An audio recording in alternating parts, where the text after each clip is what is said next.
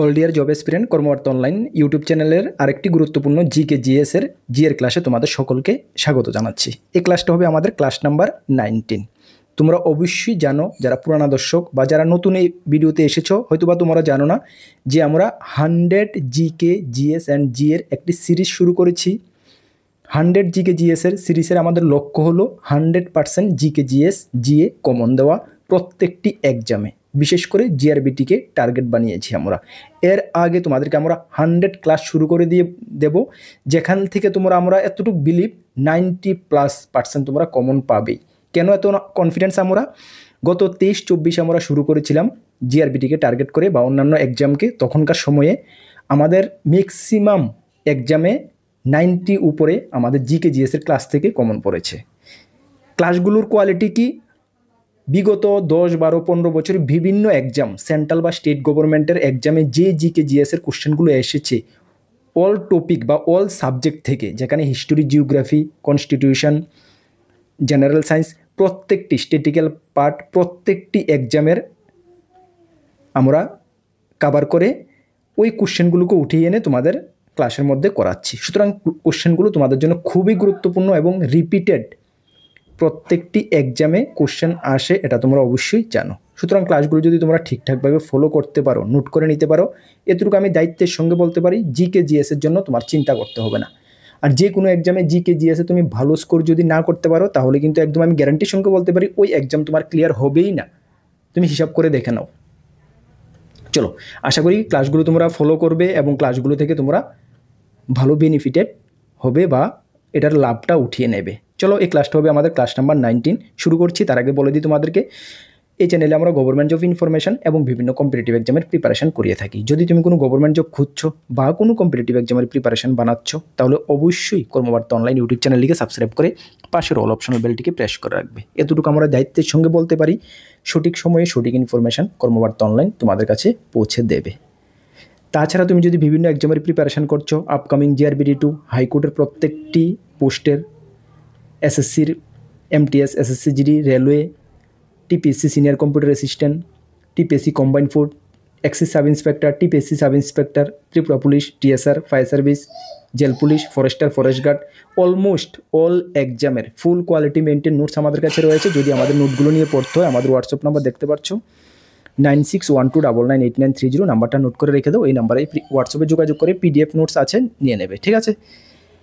আগে খোঁজখবর নেবে কর্মবার্তা অনলাইন নোটস কেমনটা কমন পড়ে, তারপরে নেবে, ঠিক আছে? চলো, প্রত্যেকটা কোশ্চেন আমরা ইংলিশ বেঙ্গলি দুটো ভাষায় রেখেছি, যার যেটা কমফোর্টেবল তোমরা দেখে নেবে। আমি বেঙ্গলি আলোচনা করছি, কেন আমাদের ম্যাক্সিমাম স্টুডেন্ট বেঙ্গলি মিডিয়ামের, ঠিক আছে? চলো, কোন রাজ্যকে ভারতের খাদ্য ভাণ্ডার বলা হয়? একদম ভেরি ইম্পর্টেন্ট, অনেকবার অনেক এক্সামে এসেছে।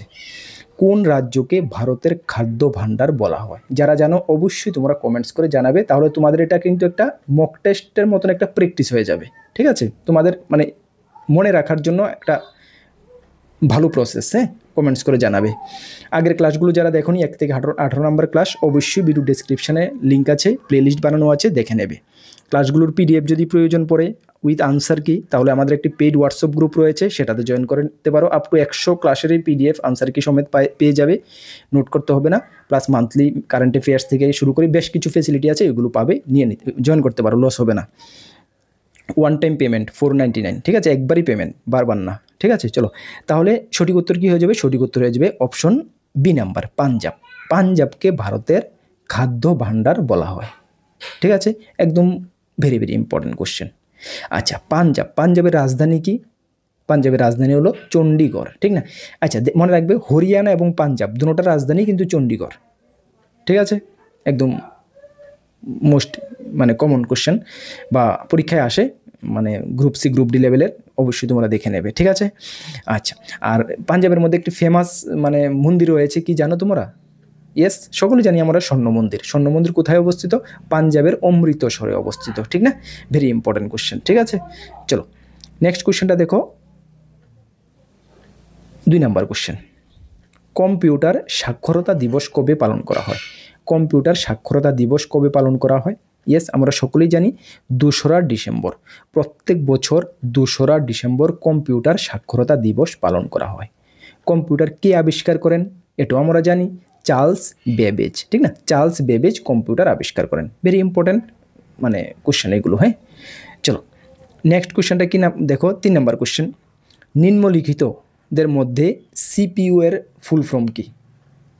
সিপিইউ এর ফুল ফর্ম কি? যে কোনো এক্সামে 1 নাম্বার তোমরা ফুল ফর্ম থেকে পেয়ে যাবে। হ্যাঁ, সিপিইউ এর গত ক্লাসে আমরা যে ক্লাসটা করিয়েছি সেখানে কেওয়াইসি বা এমনই কিছু ফুল ফর্ম আমরা করিয়ে দিয়েছিলাম, কেওয়াইসি, ঠিক না? চলো এখন সিপিইউ এর ফুল ফর্ম কি? সকলেই আমরা জানি, সেন্ট্রাল প্রসেসিং ইউনিট, ঠিক না? সিপিইউ এর ফুল ফর্ম হলো central processing unit. Option A হবে সঠিক উত্তর, ঠিক আছে? চলো নেক্সট কোশ্চেন দেখো, 4 নম্বর কোশ্চেন,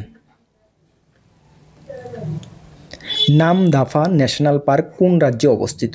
নামদাফা ন্যাশনাল পার্ক কোন রাজ্যে অবস্থিত? কোন রাজ্যে অবস্থিত Namdapha national park? Yes, Arunachal প্রদেশে অবস্থিত নামদাফা ন্যাশনাল পার্ক, ঠিক আছে? অরুণাচল, অপশন ডি হবে সঠিক উত্তর। যারা ডি নাম্বার কমেন্টস করেছো একদম রাইট। আচ্ছা, অরুণাচল প্রদেশের রাজধানী কি? সকলেই জানি আমরা, ইটানগর, ঠিক না? অরুণাচল প্রদেশের রাজধানী হলো ইটানগর, ঠিক না? একদম সকলেই আমরা জানি। এই অরুণাচল প্রদেশ কিন্তু আমাদের ভারতবর্ষের সবচেয়ে মানে পূর্ব সাইডে অবস্থিত রাজ্য। পূর্ব ভারতের সবচেয়ে পূর্ব সাইডে কোন রাজ্যে অবস্থিত? অরুণাচল প্রদেশ। এবং সেই কারণেই সকলে আমরা জানি সূর্য উদয় হয় পূর্ব সাইড থেকেই। সেই কারণে অন্যান্য রাজ্যের তুলনায় সর্বপ্রথম মানে প্রায় 2 ঘন্টা আগে সূর্য উদয় হয় অরুণাচল প্রদেশে। যেটা পরীক্ষায় কোশ্চেন আসে, ভারতের কোন রাজ্যে সর্বপ্রথম সূর্য উদয় হয়? তাহলে হবে অরুণাচল প্রদেশ, ঠিক আছে? Very important question. ওকে, আশা করি তোমরা এগুলো জানো। কোশ্চেন রিপিটেড কোশ্চেন কেন এগুলো? দেখো, এগুলো অনেকবার অনেক এক্সামে এসেছে, তোমাদের কাছে রিপিটেড মনে হবে, কারণ এই কোশ্চেনগুলোও কিন্তু আমরা 2023-24 যখন ক্লাস করিয়েছিলাম এই কোশ্চেনের মধ্যেও কিছু কোশ্চেন আমরা করিয়েছিলাম, ঠিক আছে? চলো, ভূমিকম্পের তীব্রতা পরিমাপক যন্ত্রের নাম কি? ভেরি ইম্পর্টেন্ট একটি কোশ্চেন। ভূমিকম্পের তীব্রতা পরিমাপক যন্ত্রের নাম কি? দেখো, আজকাল কিন্তু বিভিন্ন জায়গাতে দেখা যায় ভূমিকম্প হচ্ছে। সম্প্রতি বিভিন্ন দেশের ভূমিকম্পে দুনিয়া ক্ষতবিক্ষত হয়ে গেছে। আমাদের ভারতবর্ষে ইভেন ত্রিপুরাতেও ভূমিকম্প কিছুদিন পর আমরা দেখতে পারি, যদিও এগুলোর মানে কম্পন ছোট থাকে, বাট আমরা দেখতে পাই। সেগুলো কোন স্কেলে পরিমাপ করা হয়? সকলেই আমরা জানি, ভূমিকম্পের তীব্রতা সিসমোগ্রাফ, ঠিক না? সিসমোগ্রাফ যন্ত্রে। হ্যাঁ, এবং সিসমোগ্রাফ বা তুমি রিক্টার স্কেলও বলতে পারো, ঠিক আছে? রিক্টার স্কেল, অনেকে বলবে রিক্টার স্কেল, ঠিক আছে? রিক্টার স্কেলও ভূমিকম্পের তীব্রতা পরিমাপ করা হয় বা সিসমোগ্রাফ যন্ত্রেও পরিমাপ করা হয়, ঠিক আছে? মনে রাখবে, খুবই মানে গুরুত্বপূর্ণ। আচ্ছা, তারপর দেখো অপশন বিতে কি আছে? ক্রায়োমিটার।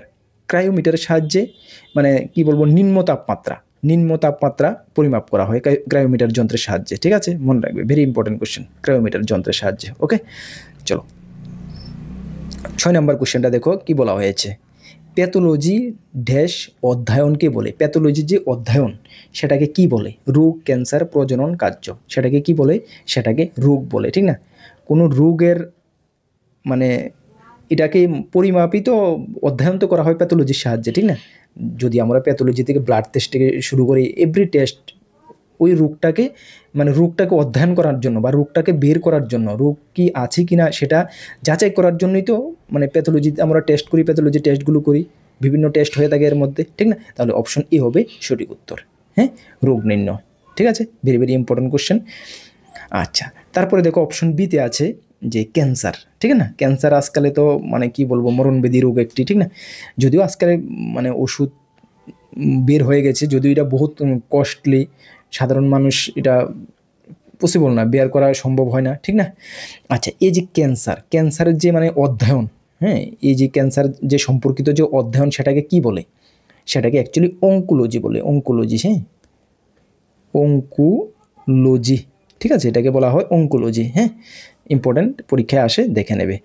চলো নেক্সট কোশ্চেন দেখো, 7 নম্বর কোশ্চেন, সংসদের লোকসভার সদস্য সংখ্যা কত? আমরা জানি আমাদের পার্লামেন্ট লোকসভাতে সদস্য সংখ্যা কত?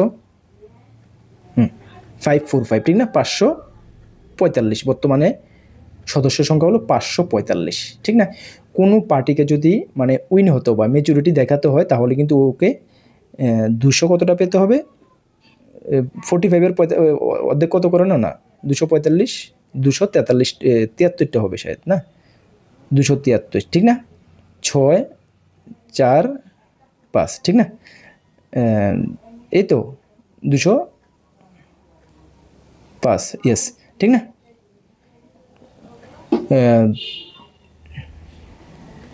ইয়েস, ঠিক না? 273টা পেতে হবে, ঠিক না, ম্যাচুরিটি দেখাতে গেলে, ঠিক না? ওই তো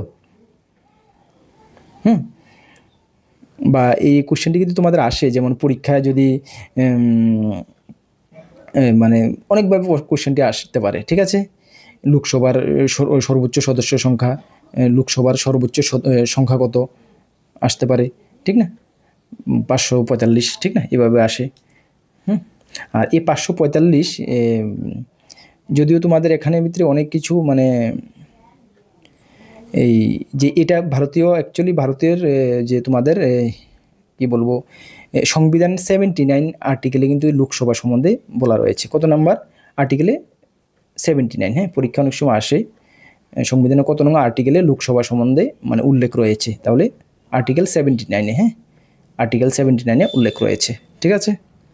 ইম্পর্টেন্ট কোশ্চেন, মনে রাখবে। চলো 8 নম্বর কোশ্চেন, নিম্নলিখিত কাকে মাস্টার গ্রন্থি বলা হয়? মাস্টার গ্রন্থি কাকে বলা হয়? নিম্নলিখিতদের মধ্যে কাকে মাস্টার গ্রন্থি বলা হয়? কি হবে সঠিক উত্তর? পিটুইটারি গ্রন্থিকে, আমরা সকলে জানি পিটুইটারি গ্রন্থিকে মাস্টার গ্রন্থি বলা হয়, ঠিক আছে? পিটুইটারি গ্রন্থি, এটি অ্যাকচুয়ালি এই যে পিটুইটারি গ্রন্থি, মনে রাখবে এটা মানব দেহের সবচেয়ে ছোট গ্রন্থি। পরীক্ষা যদি তোমাদের আসে যে মানব দেহের সবচেয়ে ছোট গ্রন্থি কোনটি, তাহলে কিন্তু পিটুইটারি গ্রন্থি তোমাদেরকে বলতে হবে, ঠিক আছে? এবং সবচেয়ে বড় গ্রন্থি কোনটি সেটা আমরা জানি, যকৃৎ। যকৃৎ বা লিভার হলো মানবদেহের সবচেয়ে বড় গ্রন্থি, পরীক্ষায় আসে জিএস এর কোশ্চেন, ঠিক আছে? যকৃৎ বা লিভার, আর সবচেয়ে ছোট গ্রন্থি হলো পিটুইটারি গ্রন্থি। মাস্টার গ্রন্থি কাকে বলা হয়? সেম পিটুইটারি গ্রন্থিকেই মাস্টার গ্রন্থি বলা হয়, ঠিক আছে? ভেরি ভেরি ইম্পর্টেন্ট কোশ্চেন, দেখে নেবে ডিয়ার স্টুডেন্ট। চলো 9 নম্বর কোশ্চেন দেখো, প্রত্যেক দিন ক্লাসগুলো, প্রত্যেক দিন তো আমি পারি না, মানে উইকলি বেসিসে নিয়ে আসি, ক্লাসগুলো ফলো করবে, আমি 100 ক্লাস করিয়ে দেবো, 15টা করে কোশ্চেন প্রত্যেকটি ক্লাসে রাখবো, এবং সঙ্গে এক্সট্রা ফ্যাক্ট মিলে একটা ক্লাসে 40 থেকে 45টি কোশ্চেন তোমাদেরকে দিতে চেষ্টা করবো, ঠিক আছে? একদম আমি দায়িত্বের সঙ্গে গ্যারান্টির সঙ্গে বলতে পারি, সবগুলো ক্লাস যদি এক্সট্রা যে ফ্যাক্ট আলোচনা করছি সেগুলো মিলে যদি তুমি ঠিকঠাকভাবে মানে আয়ত্ত করে রাখতে পারো, তোমার জিকে জিএসের জন্য চিন্তা করতে হবে না। আমি আবারও গ্যারান্টির সঙ্গে বা দায়িত্বের সঙ্গে বলতে পারি, কেন আমরা প্রিভিয়াস ইয়ার বা এর আগের বছর আমি করিয়ে এসেছি, অভিজ্ঞতা থেকে বলছি। হ্যাঁ, সবগুলো সাবজেক্ট এখানে আমি কভার করছি কিন্তু, ঠিক আছে? শাস্ত্রীয় সঙ্গীত কোথায় থেকে নেওয়া হয়? শাস্ত্রীয় সঙ্গীত কোথায় থেকে নেওয়া হয়? কি হবে সঠিক উত্তর? সঠিক উত্তর হয়ে যাবে সামবেদ। হ্যাঁ, সামবেদ থেকে কিন্তু আমাদের শাস্ত্রীয় সঙ্গীতটা নেওয়া হয়েছিল, ঠিক আছে?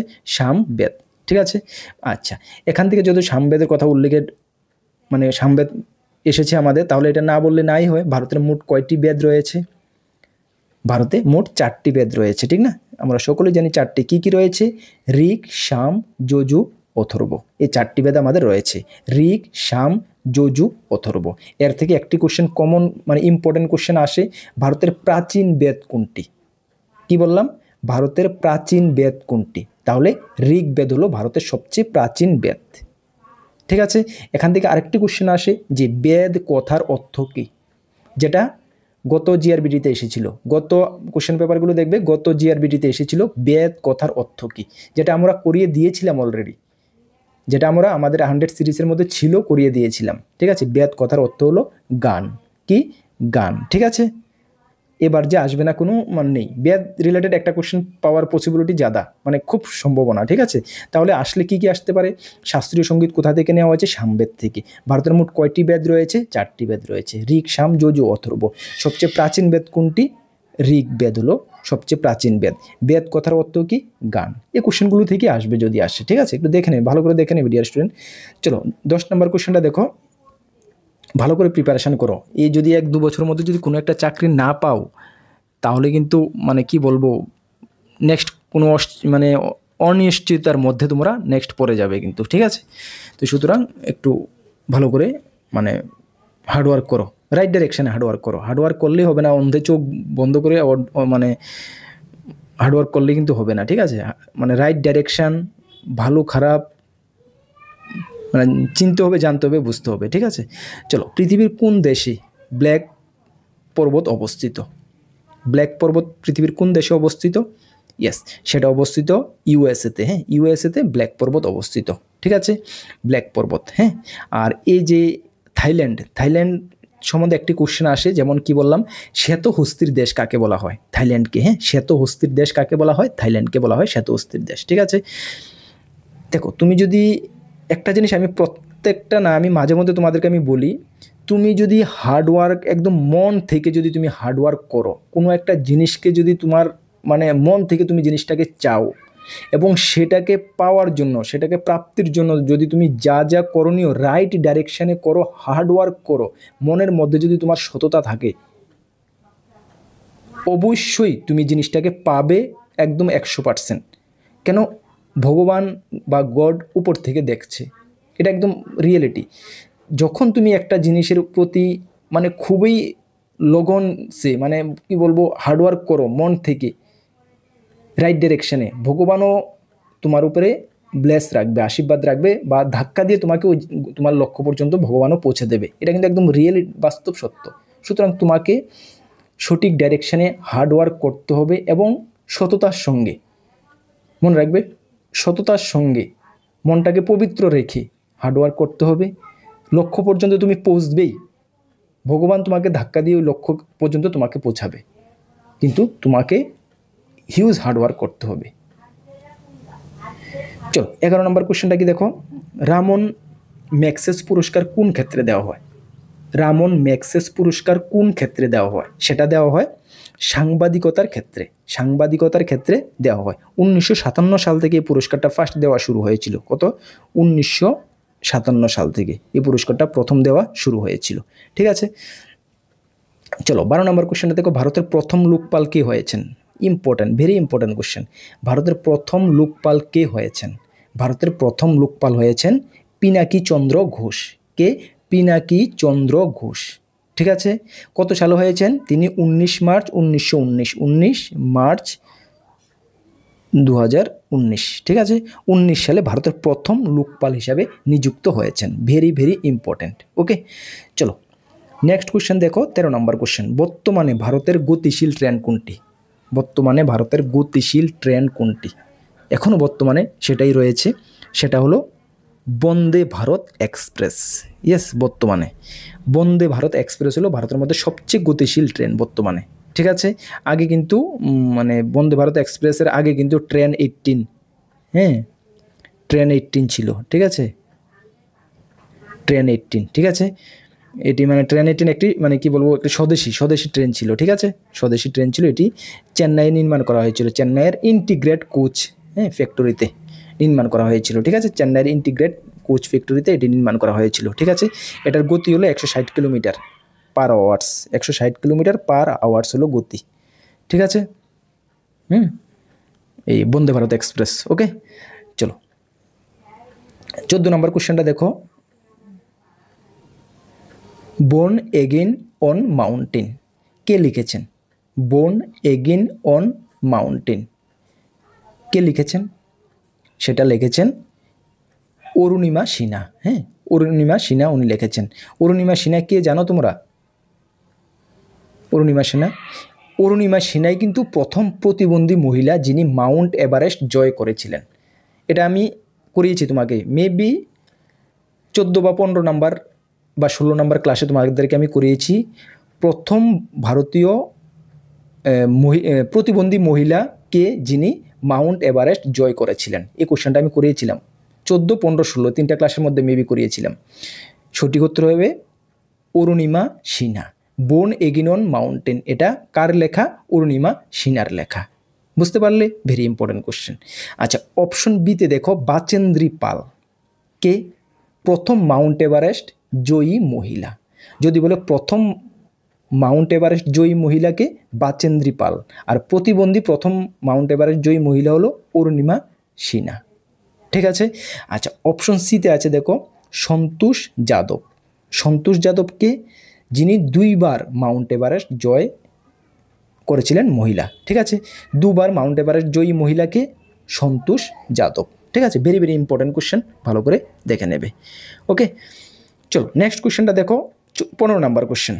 আগের ক্লাসগুলো কিন্তু অবশ্যই দেখে নোট করে নেবে। ঠিক আছে, নোট করে নেবে। আর যদি মনে করো যে নোট করবে না বা আমাদের গ্রুপে জয়েন করে নেবে, তাহলে নোট করার প্রয়োজন নেই। হ্যাঁ, একদম আনসার কি সমেত আমি সবগুলো পিডিএফ একদম সুপার যেভাবে দেখা রয়েছে ক্লাসে সেম টু সেম পিডিএফ আমি প্রোভাইড করছি। ওকে, চলো 15 নম্বর ক্লাস 15 নম্বর কোশ্চেনটা কি দেখো, কুরুক্ষেত্র কোন রাজ্যে অবস্থিত? কুরুক্ষেত্র কোন রাজ্যে অবস্থিত? আমরা সকলেই জানি হরিয়ানাতে অবস্থিত কুরুক্ষেত্র, ঠিক না? আচ্ছা, হরিয়ানার রাজধানী কি? চণ্ডীগড়, ঠিক আছে? হরিয়ানার রাজধানী হলো চণ্ডীগড়। পাঞ্জাব এবং চণ্ডীগড়, ঠিক আছে? হরিয়ানার রাজধানী। ওকে, চলো তাহলে আজকের যে 19 নম্বর ক্লাসে আমরা এই 15টি কোশ্চেন করিয়েছি। আশা করি ক্লাসটি তোমাদের ভালো লেগেছে। রেগুলার বেসিসে আমাদের ক্লাসগুলো, এই সিরিজটা 100 সিরিজ অবশ্যই অ্যাটেন্ড করবে। আশা করি এই সিরিজ থেকে তোমরা ভালো পরীক্ষায়, ভালো একদম গ্যারান্টির সঙ্গে আমি বলতে পারি, ভালো ফলাফল তোমরা করতে পারবে। তাছাড়া অন্যান্য ম্যাথ রিজনিংয়ের ক্লাসও আমাদের ইউটিউব চ্যানেল চলছে। অন্যান্য সাবজেক্টের উপরে আমি ক্লাস শুরু করাবো। আর নিজেকে ঠিকঠাকভাবে রাইট ডাইরেকশানে প্রিপারেশান করো, দেখবে 2025-26 তোমার জন্য। তুমি যদি একটি সরকারি চাকরি পেয়ে যাও তাহলে 62 তো তোমার জন্য গোল্ডেন বছর না? ইয়েস, এইভাবে প্রিপারেশান করো। ওকে, আর আপকামিং অল এক্সামের আমার কাছে ফুল কোয়ালিটি মেনটেন নোটস রয়েছে। যদি নিয়ে পড়তে হয় আমাদের হোয়াটসঅ্যাপ নাম্বার রয়েছে 9612998930। এই নাম্বারে যোগাযোগ করে নিয়ে নেবে। আর আমাদের Telegram group, free WhatsApp group, যারা জয়েন করোনি ভিডিও ডিসক্রিপশানে লিঙ্ক আছে, অবশ্যই জয়েন করবে। বিভিন্ন আপডেট সর্বপ্রথম তুমি পেয়ে যাবে। নতুন যদি এসে থাকো এই চ্যানেলে, অবশ্যই চ্যানেলটিকে সাবস্ক্রাইব করে পাশের অল অপশন বেলটিকে প্রেস করে রাখবে। ক্লাসটি যদি ভালো লাগে অবশ্যই বন্ধুবান্ধবদেরকেও রিকমেন্ড বা শেয়ার করতে পারো, ঠিক আছে? চলো নেক্সট গুরুত্বপূর্ণ ক্লাস বা ভিডিওতে তোমাদের সঙ্গে দেখা হচ্ছে। সকলকে বেস্ট অফ লাক। জয় হিন্দ, বন্দে মাতরম।